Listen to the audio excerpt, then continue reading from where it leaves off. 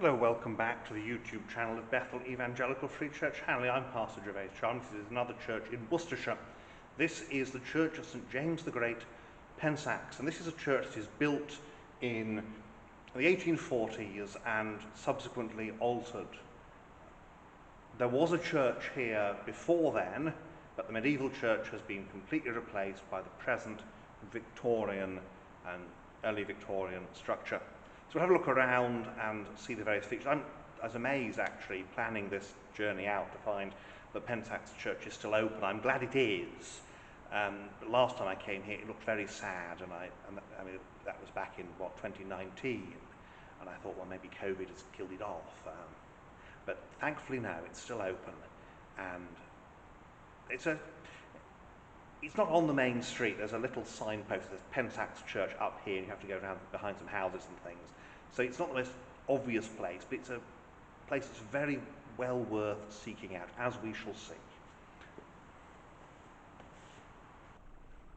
As usual, then we start at the West End, and this is where the font is. Nice, simple 1840s font here.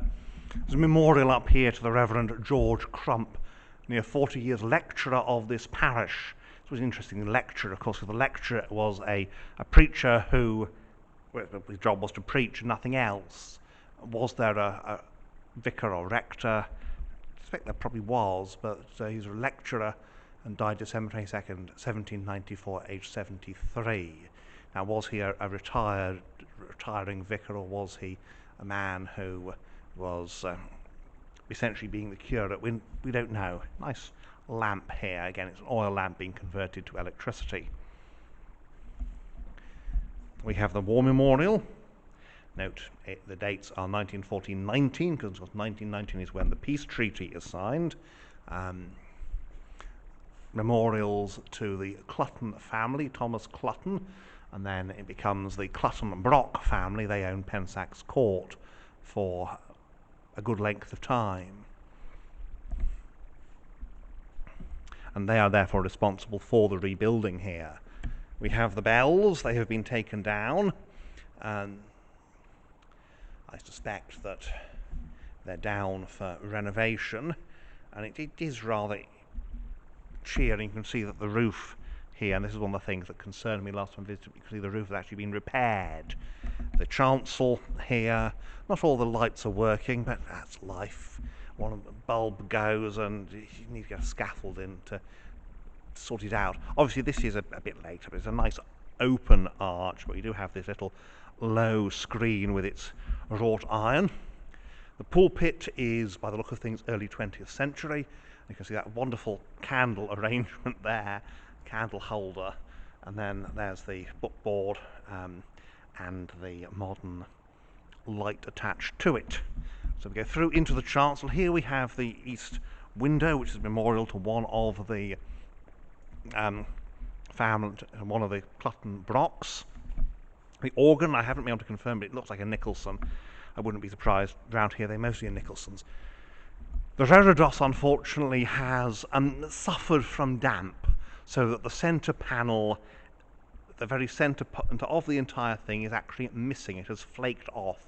But we've got St George on one side and St James the Great on the other. And here we have the window. This man receiveth sinners and eateth with them. And what a marvellous thing that he does. Side window there, and there we are looking west. It's not the best lit in here because most of the lighting in the chancel appears to be candles, which is great. But and here we have memorial to Baldwin John St George, Knight of the Order of St John of Jerusalem, captain, late 4th Irish Dragoon Guards, only son General Sir John St George, KGB, born February 16th, 1862, died November the 6th, 1912. Here we have Christ the Good Shepherd in the window there. These very, very Victorian windows. And there we have the restoration. No, we have the calling rather of St James and St John. Follow me. And so there is the interior. You can see it's a nice big open space, because if you don't need aisles, they get in the way, and columns get in the way, and you want people to be able to see what's going on out the front. And this is a building that is admirably adapted to that.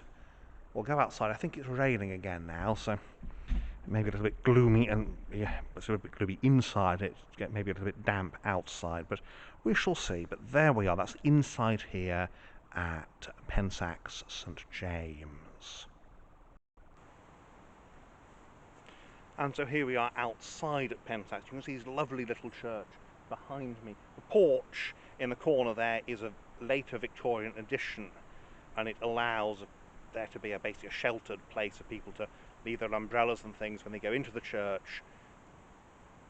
And also it means an air gap, essentially, that means that people don't open the door and you get this blast of cold air.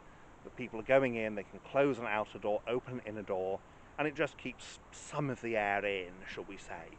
So this is the outside. We'll have a look around and again point out some of the salient features of the building. One of the notable features is the style, which is perpendicular.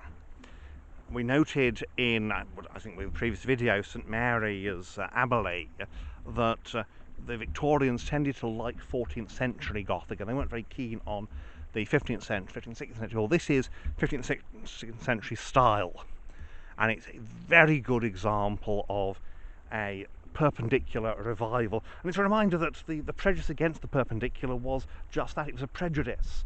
What it came down to is a false idea as to how architectural styles develop. That you had this idea that the Gothic had its infancy, its maturity, and its senescence, its old age, and that perpendicular represented the old age. Well, it didn't. Rather, what you have is a continual development. I mean, if you must talk about an old age, then it would be the Gothic of the 17th century, certainly not the 15th century as this is. And this is a splendid example of someone going, actually, you know what, 15th century Gothic is a very good style, and it's particularly good for a small church like this. And so here, as you can see, there's the stair turret. It's a nice little stair turret, isn't it? Rising up to the chamber there. Of course, we saw the bells have been taken down for repairs. The chancel has been enlarged in the later Victorian era, and that's why you've got different stone. As you can see here, you've got this whiter stone for the nave, and the chancel is this redder stone. They're both relatively local materials, but from two different quarries. That's a great big yew tree here, reminding us, yes, this is definitely the medieval churchyard. And there's actually a churchyard cross as well on the south side. You see here is the organ chamber and vestry. Window open and ventilation. And you can see the difference in style in part, but mostly in material. That you've got this rusticated stone. Now, as you can see, there's only a narrow opening at the east end to get around the east end. But at least we can get around the east end here. It's not like Heitington. We can get to the east end, but not round it. And yes, there is the... Actually, we will not go around because it appears to be a barrier at the end. So, anyway, here we have the... You can see there's a water tank down there. That would have been the heating plant in the basement. As I said repeatedly, there is no theological significance to this idea. We've got these nice heads here. This again is the architect having a bit of fun, which is what these heads are supposed to be. Stonemasons in the Middle Ages enjoyed themselves with some of this decoration. One of the other things about this 15th century style is that it doesn't need too much in the way of surface decoration. It's not like the 14th century style, which is known as decorated for the reason that it delighted in surface decoration. This, on the other hand, doesn't need it, and very rightly don't do a lot with it. So here we go around to the porch. Here is then the notice board, which is very, very good. And we'll just have a look inside the porch here, so you can see here's the door, and you can just see the head there, because it's got the same style as outside. And there you've got a lady in a 16th century style ruff, That suggests we're pretending to be Tudor, which is great. Nothing wrong with the Tudor style. You can just see over there, there's the churchyard cross, it's stump. So here we go, more heads, and this one's rather unfortunately suffered erosion owing to the beds in the stone, but got some rather fun one here, which is this mask, comic mask, and then you've got this bag. And then we're back to a bit more serious here. And you can see that with the Victorian East End, we've got these windows that are a bit more 14th century in style, because Victorians. So that is the outside here at St James Pensax.